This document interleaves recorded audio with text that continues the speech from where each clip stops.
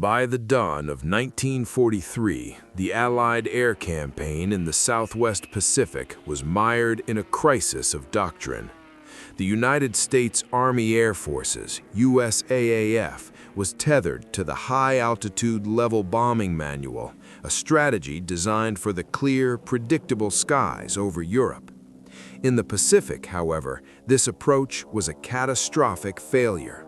From 10,000 feet, B25 Mitchell bombers were dropping thousands of tons of ordnance, only to see them splash harmlessly into the ocean as agile Japanese destroyers simply steered around the falling bombs. General George Kenney, the firebrand commander of the 5th Air Force, knew that to break the Tokyo Express supply lines, he had to stop playing by the rules of the old guard in Washington. He needed a weapon that didn't exist in any inventory, a medium bomber that functioned with the precision of a sniper rifle and the spread of a giant flying shotgun.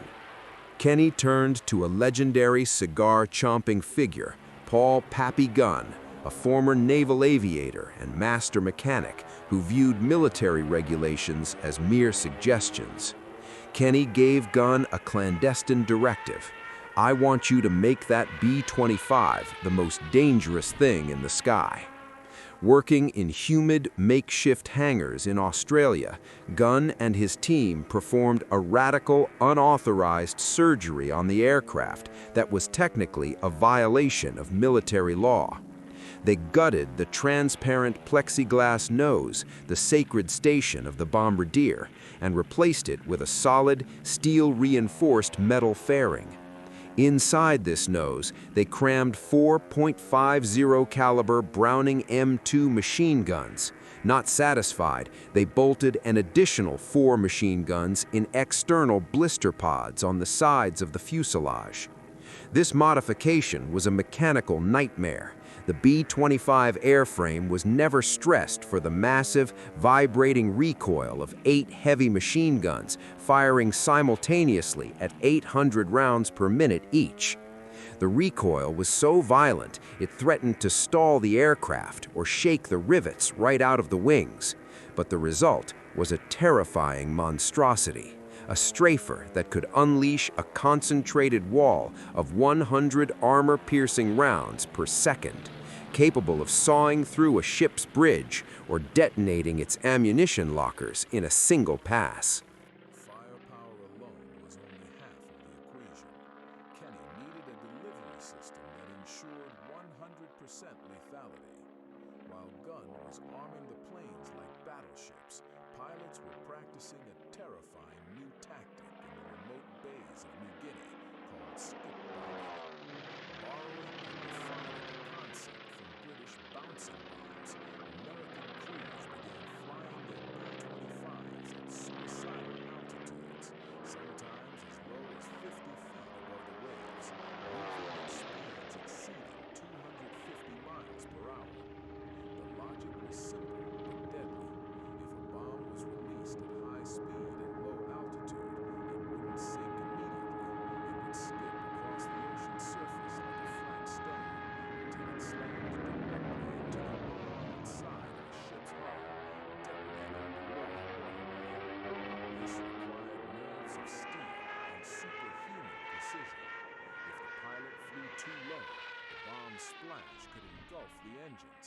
If they flew too high, the bomb would simply sink. The moment of truth arrived on March 3, 1943, during the Battle of the Bismarck Sea. A massive Japanese convoy, Operation 81, consisting of 8 troop transports and 8 destroyers carrying nearly 7,000 elite soldiers, was steaming toward the critical base at Leh. The Japanese captains, peering through the mist and expecting high-altitude attacks, were paralyzed with shock when a line of B-25s appeared on the horizon, literally hugging the water. These strafing monsters didn't just drop bombs, they used their 8-gun illegal noses to clear the decks first. The concentrated fire was so intense that it literally vaporized the Japanese 25mm anti-aircraft crews before they could even swivel their barrels to the horizon.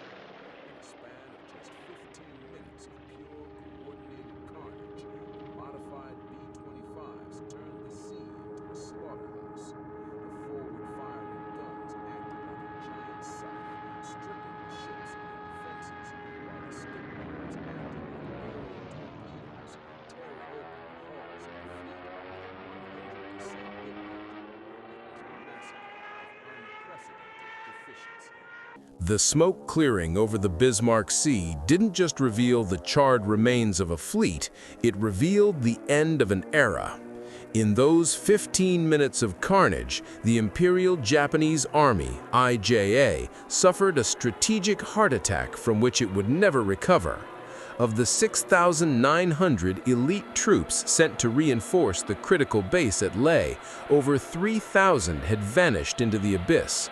The survivors, who were eventually pulled from the shark-infested waters, arrived on the shores of New Guinea not as soldiers, but as broken men, stripped of their rifles, their medical supplies, and their faith in the Imperial Navy's ability to protect them.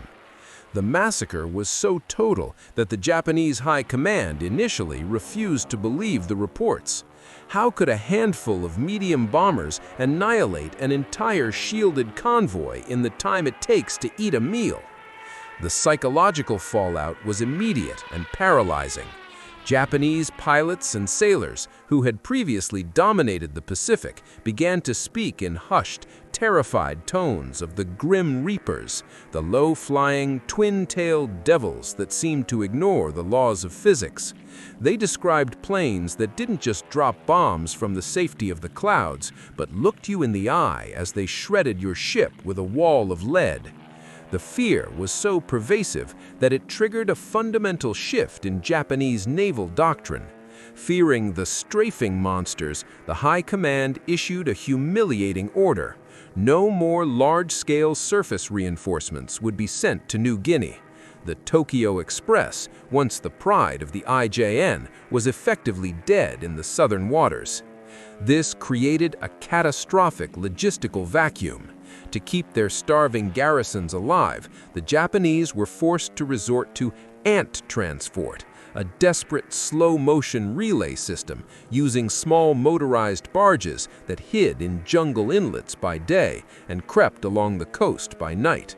When the B-25s began hunting those barges with radar, the Japanese were pushed to the absolute brink, using submarines to ferry supplies.